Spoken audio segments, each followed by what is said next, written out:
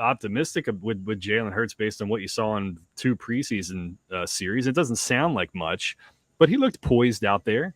He made some smart decisions. Didn't seem to be flustered at all. Had a couple checkdowns. He took a deep shot.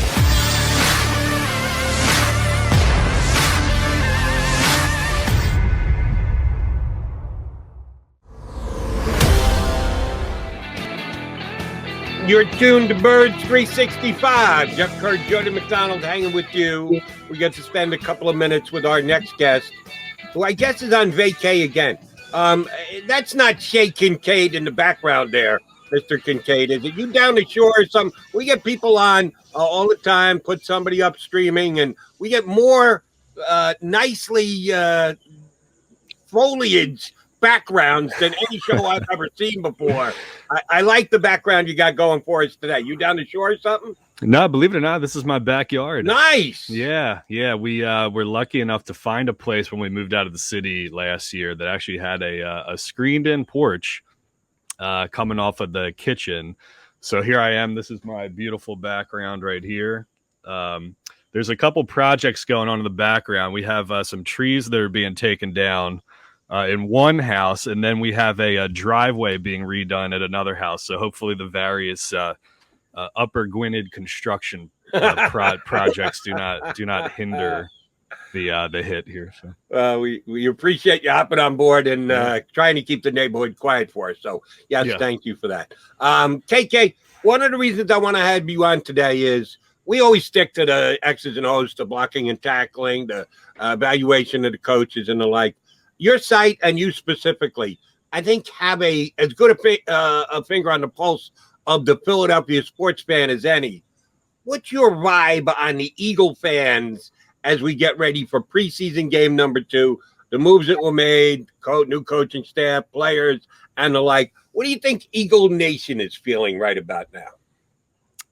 I would hope that they're thinking, and I believe that they're thinking, some form of cautious optimism, of a little bit of curiosity about what Jalen Hurts can be this year, and trying to clear their head perhaps of high expectations in a year where, let's be honest, they're in a transition phase and they're introducing a lot of new players and a lot of new guys. And I hope that's how people can approach it. It's just a curiosity and an interest to see what they are. Last time I was on with you and John, I referred to the season as a fact-finding mission, which I believe it is, because you're trying to learn as much about, these new guys and this new coaching staff as you can. And we don't really know anything about them. And, to me as an objective, media guy who's my main role is to go down to the Sixers games, right? I take kind of an outsider view of the Eagles, and I'm able to kind of look at it differently than some other people, I think. And all I can say is that it's interesting to turn the page and to think about, a new era of Eagles football after 5 years. And I think that people should generally feel positive about that, considering that after the Super Bowl, the next 2 to 3 years were excruciating and miserable and painful to watch, the weight of the crushing expectations on your shoulders. So you kind of take that and you lift it off and, see what comes next. I think people should find that intriguing. First off, Kevin, Berks County represent. Berks County. Yeah. And second off, I saw a tweet yesterday and from a buddy of mine, and I thought it was pretty intriguing, actually, how the Patriots writers and the national media, they seem to think Jalen Hurts is doing well. And, I'm national media now. I think the same. But then you hear, Eagles beat writers, they hate Jalen Hurts. They want him traded, which I don't get that vibe at all. Like, how are you getting that? I think it's always the local skew tends to be more critical and there's more scrutiny, placed upon people who are seeing it every day, for sure. And plus expectations here are different than in other places in the country. I was lucky enough to get around to some different parts of the country, live in some different spots before I came back to Philadelphia to see how, they treat sports or how they evaluate athletes in other parts of the country. I'd say that they're a little less intense than we are, but when I was down in SEC football territory, I'd say they're more, they're really educated and they knew what they were talking about, for sure. But I think there's less of a inclination nationally to kind of jump on these absolutes, like, oh, he is the guy or he's not the guy or whatever. I think there's more of a wait and see approach for them. But I mean, I think you got to be kind of optimistic with Jalen Hurts based on what you saw in 2 preseason series. It doesn't sound like much, but he looked poised out there. You know, he made some smart decisions. Didn't seem to be flustered at all. Had a couple checkdowns. He took a deep shot for Quez Watkins. He had that nice throw to Dallas Goedert. You know, so I would just hope that people just wait and see and say, hey, we're going to give this kid a season to – I shouldn't call him a kid. He's a grown man. We should see what this grown man can do this year, and we'll see if he's the guy or not, you know?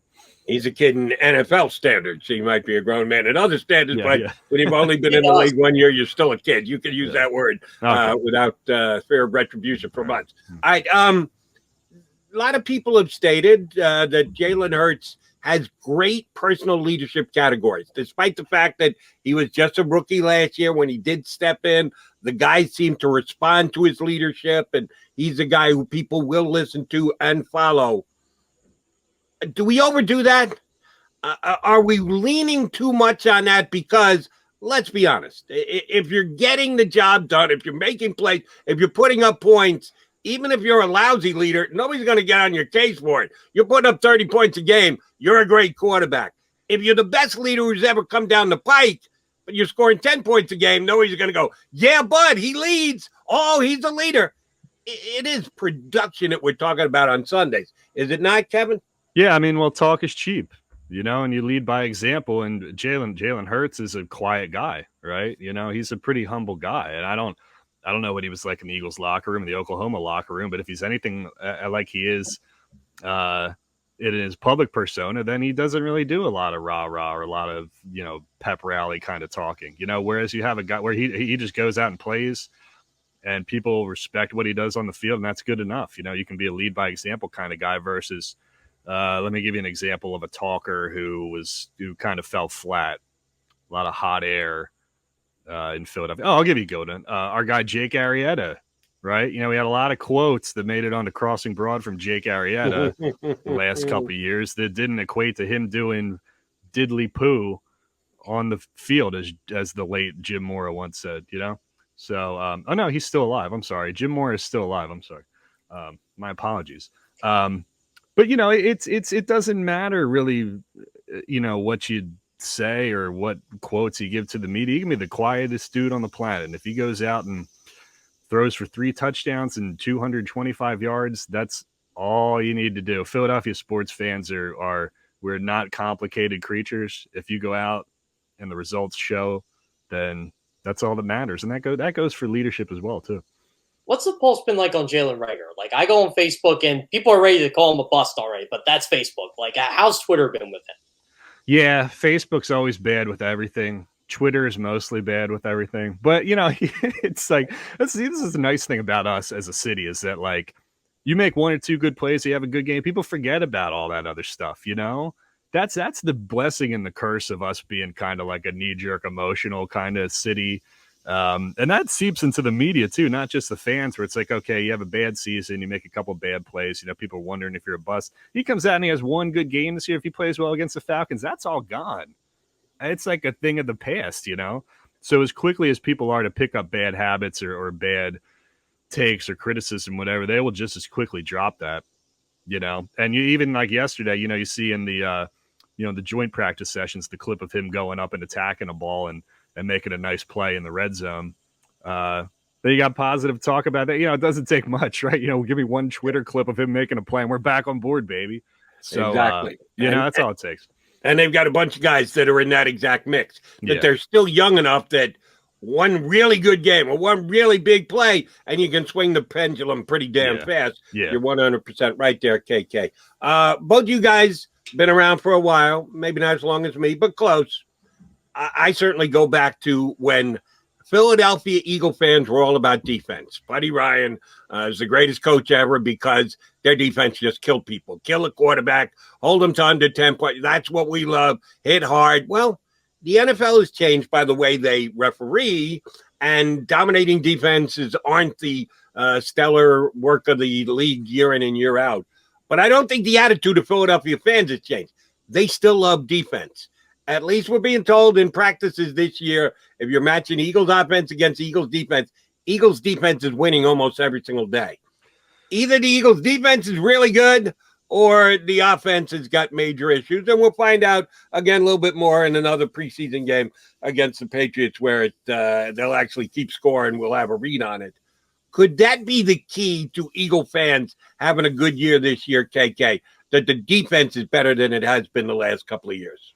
Yeah, and I think that would be a surprise too. You know, it's interesting to see all these reports of the defensive line being really good this year because, you know, when we came into it on paper, you say Brandon Graham is coming off a really good year, but he ain't getting any younger. Derek Barnett is in the final year of his contract. Are they going to extend him or not? Josh Sweat, I think everybody thought was going to take the next step. Fletcher Cox is 30 years old. He's not getting any younger. People were wondering how much he had left in the tank. There's the article from Jeff McClain, you know, talking about, hey, maybe he didn't take care of his body the way he should have.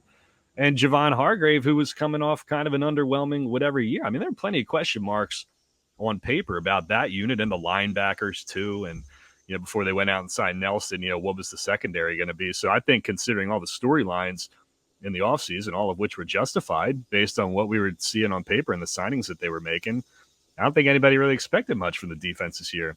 Maybe that does end up being a strong suit. That would be nice because even if they're not going to win a lot of games this year, if the defense can keep them in it and they can make these games close and they can put Jalen Hurts in situations where, you know, meaningful snaps, situational football, stuff that matters versus finding yourself down 2 touchdowns in the first quarter, then it's going to be more entertaining and meaningful for everybody in general. So, yeah, you can chalk that one up as a pleasant surprise for now. Agreed.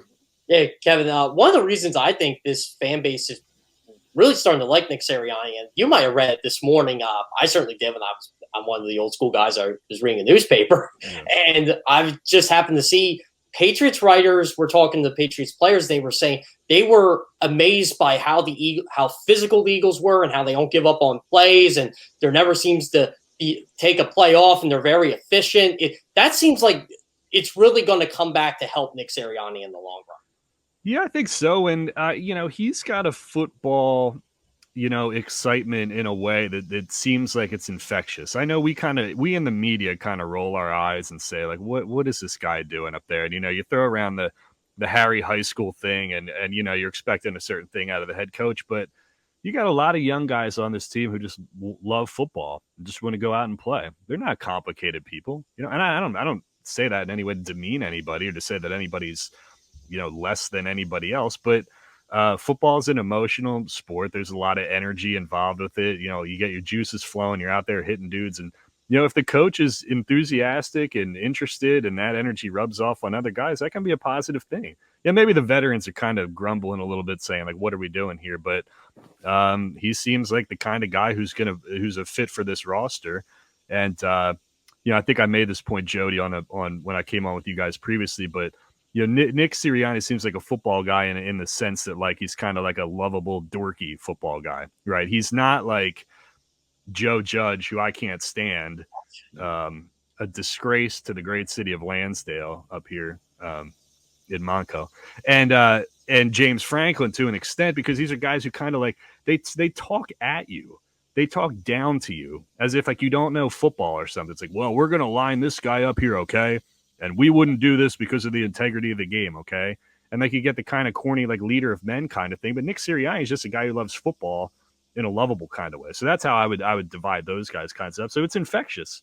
Football nerd. Rubs off on people. Yeah, he's a nerd. He loves ball. I like it. That's a very good way to describe Nick Sirianni. I'm going to get your take on this. Zach Ertz still here, even though certain members of the media had him traded 5 months ago, 4 months ago, 3. This is the week. This is the day. Zach Ertz still here. And he's bringing his wife to practice and introducing her to Bill Belichick. And Nick Sirianni seems to have realized, yeah, I got a better football team when I've got both of my tight ends on the field. And, yeah, whether we want to or not, we're going to have to play 12. If we're putting our best team out there, we're going to have to play 12 possession football. They've seemed to be able to temper any bad feelings. Zach wanted out. He had the whole sitting on the bench after last season's last game, his last hurrah and saying goodbye. Well, he's back here again.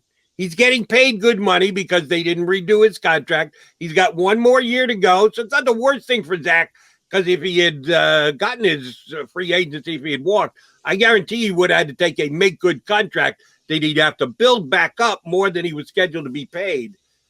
Is this going to be okay? If Zach Ertz is here all year and he's making plays for the Eagles and the coaching staff is giving him a shot and playing him and getting him out there and giving him a chance to put up stats so that he can sign a good contract next year when he goes free agent, are we going to be able to forget all the bad blood between he and the organization going into this season, KK? Yeah, I would hope so. And I think the thing that people kind of forget when they talk about the Zach Ertz situation is that Zach Ertz had a terrible year last year. Like these teams who were trading for him, they may say, we don't know if he has it or if he doesn't, So what's the worst case? Here's the best case scenario. He provides a security blanket and a good passing option for a young quarterback who's trying to find his way in the NFL. You're only going to get a better evaluation of a guy when he's surrounded by good players. You can go 12 personnel, put Dallas Goedert on the field, and get him the snaps that you need to get him to at the same time. They opened with 12 personnel in the preseason game the other night. And then if Zach Ertz plays his value back up and you think, look, maybe we can flip him for a draft pick here or get something out of it, then you do it that way, But it's kind of like, I can't believe I'm going here, but it's a little bit like the Ben Simmons situation where you can only kind of increase your value as the season goes along, And then if you make the trade in the middle of the season, get something back for him, that's fine, But it wasn't. It neither one of these situations seems like it has to be something that has to be remedied and addressed right now, So I think they're fine with what they're doing with Zach Ertz.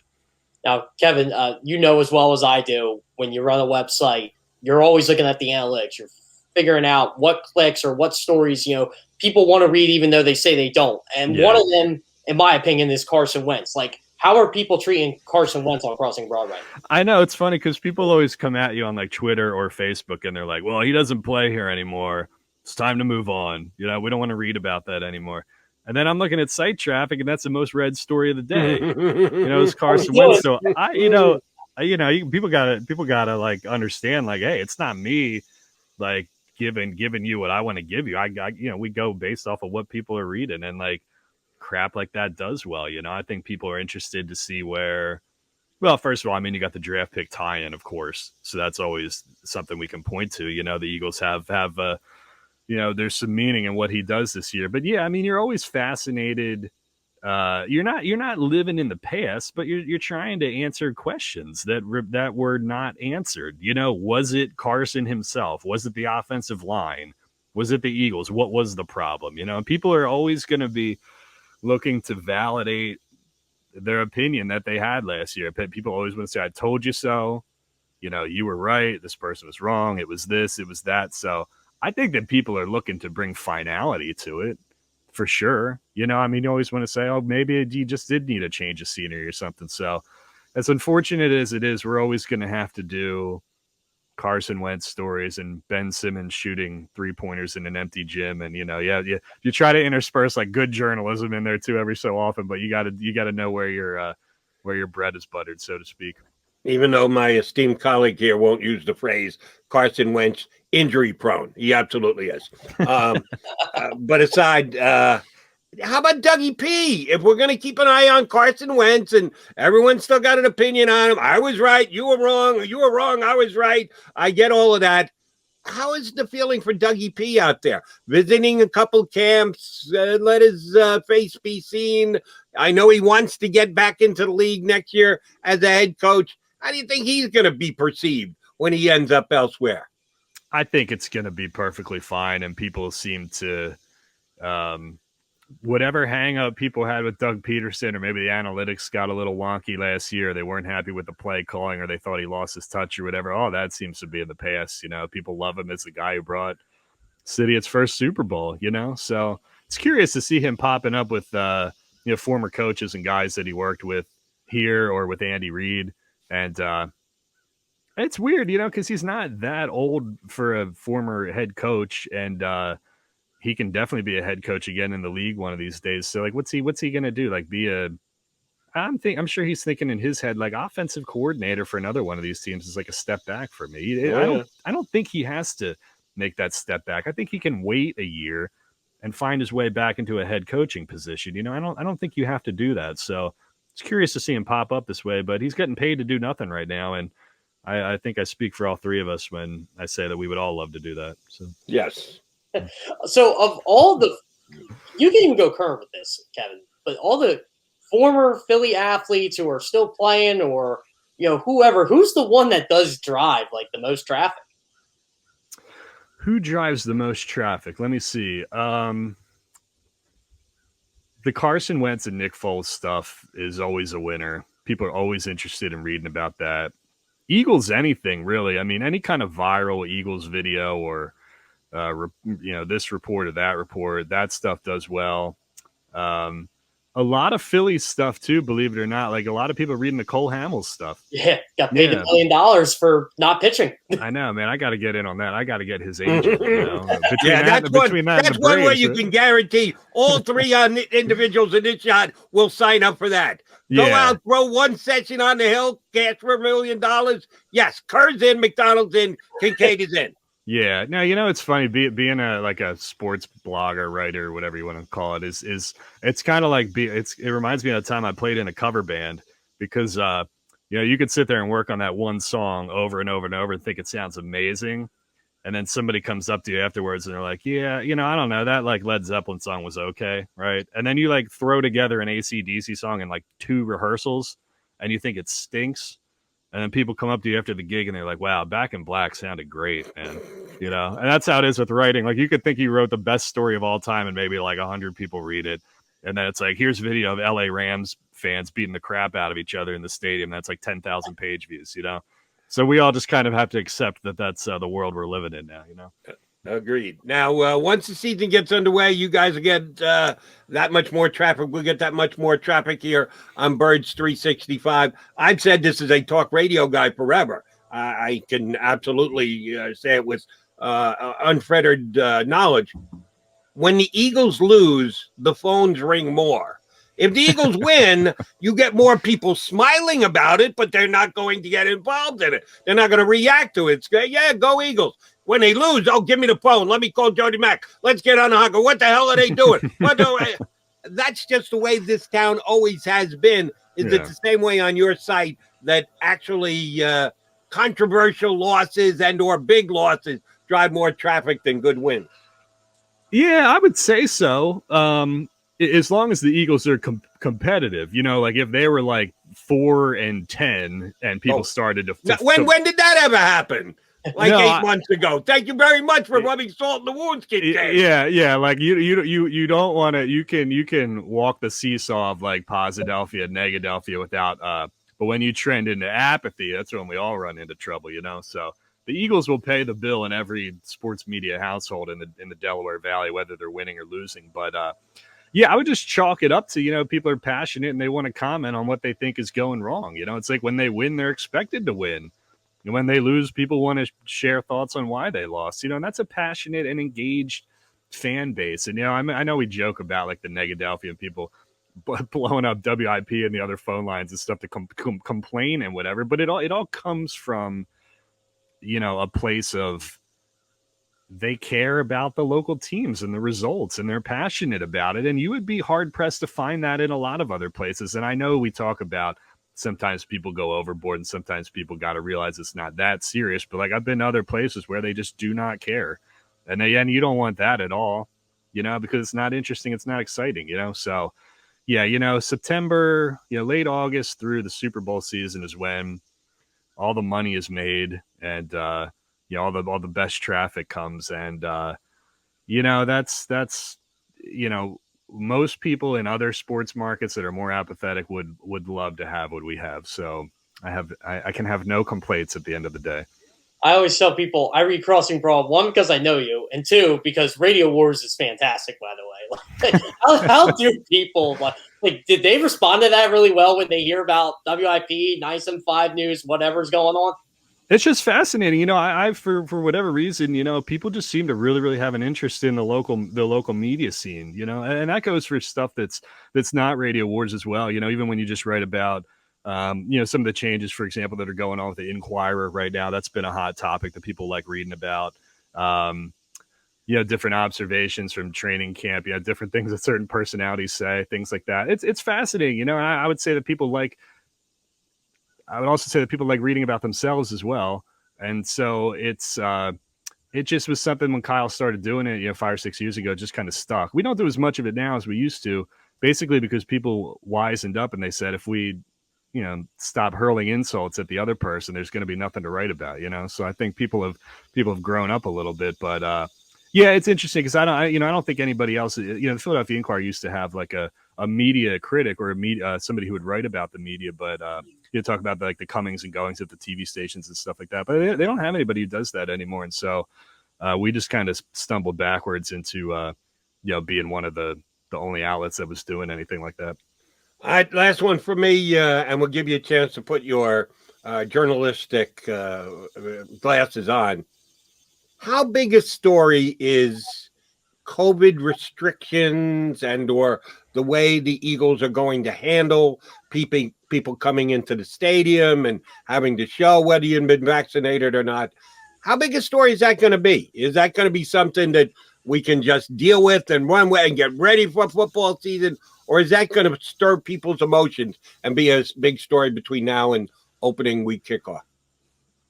I don't know how big of a story it's going to be in terms of practical implementation and whatever rule set that they come up with for the stadium or for tailgating or anything. But I'll tell you what, that's the most charged discussion on any of our social media channels still. The politicizing of the whole thing, vaccine or no vaccine, players, personal choice and things like that. It's kind of a continuation, Jody, honestly, of, if you think about the last 5 years of how politics and social issues and cultural issues have seeped into sports with Colin Kaepernick and kneeling and comments made by Donald Trump, that kind of just pushed all of it together into one kind of jumble there, And so I think like COVID stuff is kind of the natural evolution of that, of people still taking these hardline political stances on something that's now seeped into the sports world, whether we like it or not. And, like the Cole Beasley story was big, a story about like the Phillies who, missed time because of COVID, and not all of the Eagles are vaccinated. There's still a handful of them who aren't. And so it's going to be a big deal in terms of media discussion, the stories that are written, and the emotions and the response that invokes in the fan base. But as far as practicality or how it's going to play out at the stadium, I mean, the rules are going to be the rules, and there's not going to be really any wiggle room for that. So I see it as more of a playing out in the digital realm, if you will. KK, we'll let you run. Go chop down some trees behind you there. You got some work to do, Mr. Landscaper and new Shake Kinkead. And by the way, feel free to go write a story about, even though the Eagles have 7 or 8 tight ends on their roster, they should think about claiming Tim Tebow because he was just released by the Jacksonville Jaguars. You want to guarantee some clicks? Go to Tim Tebow. That'll guarantee you traffic. Yeah, I remember when I was at Eyewitness News when we had Tebow the first time, and that was the ratings and the interest were very good. So maybe we can do Tim Tebow part 2. Part 2, second time you've been out with us. Kinkead, know there's going to be a part 3, part 4, part 5, and part 6. JK, thanks much. Appreciate you coming on. My pleasure, gentlemen. Anytime. Kevin Kinkead here with us on Birds 365. Jeff Kerr, Jody McDonald coming back. Yes, I just saw it on Twitter while we were talking to Kevin. Tim Tebow, can't believe he didn't even make the first cut of the Jacksonville Jaguars. Oh, he can't even block anybody. No, what do you mean? He had that viral block the other day. What did he do? Stand in the guy's way? And somehow it was a great block. Why? Because it was Tim Tebow. We'll come back. Maybe a little Tebow to take us out the door here on Birds 365. If you missed any of today's show on the JAKIB Media channel, listen to the podcast on your way home. Available on YouTube, Apple, and Spotify.